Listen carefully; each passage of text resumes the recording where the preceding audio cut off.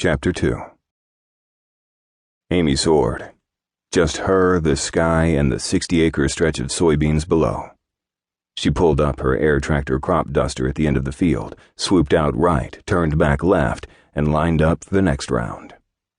Long, straight rows stretched out in front of her in GPS-mapped perfection. She pushed the control stick forward, swooped down at a smooth 140 miles per hour, and hit the chemical release button. The plane hovered 5 feet above the crops. She'd already sprayed 10 fields today, but her stomach flew up into her throat with each dive. Adrenaline zinged through her limbs from the rush of crops coming at her at high speed.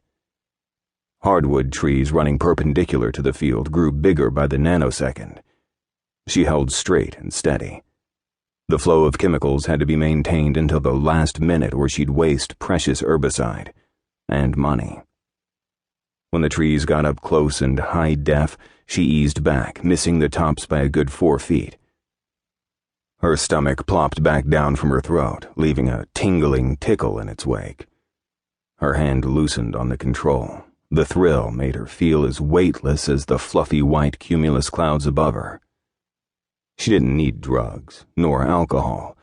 No, those were too slow. She needed air speeds over 200 miles per hour, mere feet from the ground.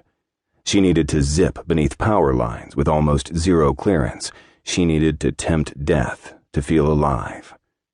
And damn if she wasn't addicted. Amy banked into a wide turn. The sun would set in 2 hours. She had at least another good hour of flying. And she wanted every second she could steal. Because when she was up here, she wasn't thinking about her dead husband. She wasn't thinking about his best friend. She wasn't thinking about anything except the rush. Amy dropped the plane for her 5th pass at Smith's Field. Fat and skinny shadows broke up the earth as she sped past. The sun painted shades of apple green to evergreen. Next pass, she saw him. His bright red 4x4 truck pulled over at the other end of the field. She swooped down, and her heart jumped. But not from the drop in altitude. Ranger James. That truck might as well have a flashing neon sign. Warning: hot male will make panties drop. She'd warned him to stay away. Her response to Ranger was as natural and hot as lava erupting from Mount Vesuvius. Reckless rage followed the thrill of anticipation coursing through her veins. She flew closer. Ranger leaned against his truck, long jean-clad legs crossed ankle over ankle, that gleaming head of blonde hair. Her mouth watered. She could see his biceps from here. Power lines. Oh, shit. Amy whipped beneath them at the last second, buzzing within feet of her own version of regret. Get it together.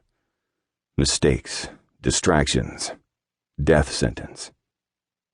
Her entire body hummed with energy, fury, and unmistakable lust. Amy gritted her teeth. Any Southerner with half a cylinder firing knew the people of Mercy would shred her reputation like a John Deere tractor shredded grass. A widow, only 8 months after the funeral, wasn't allowed to date. It wouldn't matter that her bed was as empty as her bank account. And had been empty way before he left. Her bank account was in desperate need of funds. She'd bet all her money on the farm. Literally. Ranger and his 2 tempting lips could sink her fast. If she didn't fly, she and her daughter didn't eat. 2 more passes. That's all she had to do. 2 more. Keep it level, precise. Her plane shook, metal rattled, but she kept going. Grandpa Silo promised her his 50-year-old plane could get the job done. She made the wide turn, slowed a split second, and took a breath. Ranger was just a man, just a man. Just a man.